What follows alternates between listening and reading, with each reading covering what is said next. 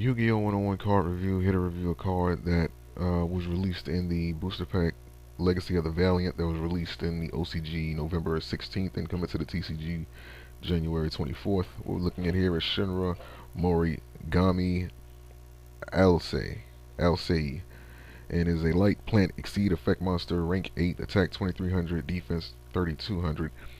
Description: 2 level 8 monsters. Once per turn, you can declare one card name, reveal the top card of your deck, and if it is the declared card, add it to your hand. Otherwise, send that card to the graveyard. If a card or cards is sent from your deck to the graveyard by a card effect, you can attach one exceed material from this card, then target one card on the field, place that card on the top or bottom of the deck. You can only use this effect of Shinra no Morigami Alsei once per turn. So they got the names mixed up. Either it's going to be Alsei or it's going to be Alsei.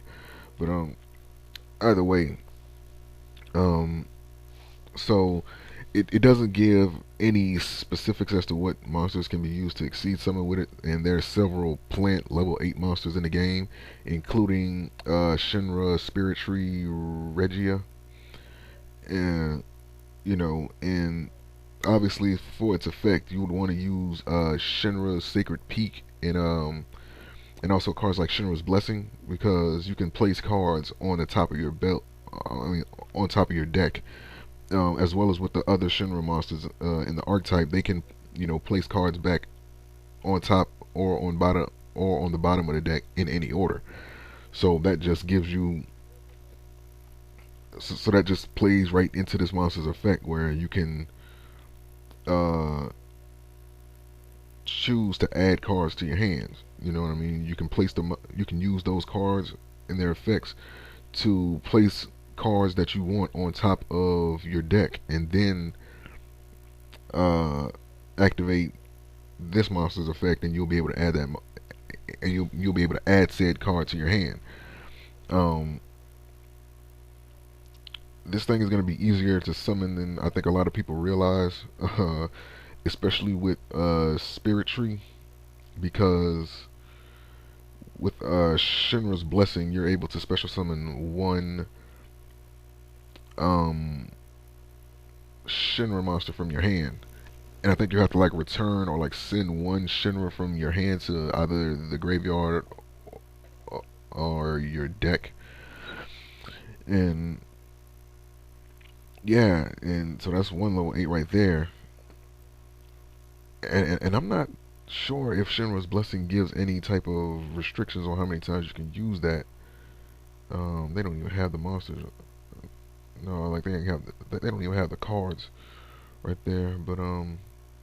But yeah, uh, of course you could, as far as the monsters that can be used with it, um, like there's several other monsters. Uh, there's the 4 plant princesses. Please forgive me if I don't get all their names absolutely correct. Titaniel, Talea, Marina, and Chirabume. Um, and then there's Phoenixian Cluster Amaryllis, which I doubt anybody's going to use, because you need that counterpart even to summon that thing. Then there's Rosarian, which is a level 8 that can be special summon. That can only be special summoned from the hand by discarding or like banishing two level 7 or higher plant type monsters from your hand or your graveyard, I believe also. So yeah, man. So there's options to get this good guy on the field. Um, the one thing about these Shinra is that they good for bouncing cards on your opponent's side of the field back into the deck or into the hand, and this card just plays right along with that whole uh, motif of the Shinra. So yeah, I think it's an okay card. Um, I honestly think it's going to be helpful than more people realize, but it's not going to be as helpful as people think. You know what I mean? I don't know how to say it. it's like this is one of those cards where, again, if used properly, it can really be like a real troll for the you know what I'm saying, uh, for all those players that have to go up against it. You know, but as long as you have like the right, you know, cards in place to uh, protect it, then it really shouldn't be that much of an issue. You know what I mean? So yeah, so link to this card is going to be in the description. You guys can check it out, and I'll see you guys for the next card review. Peace.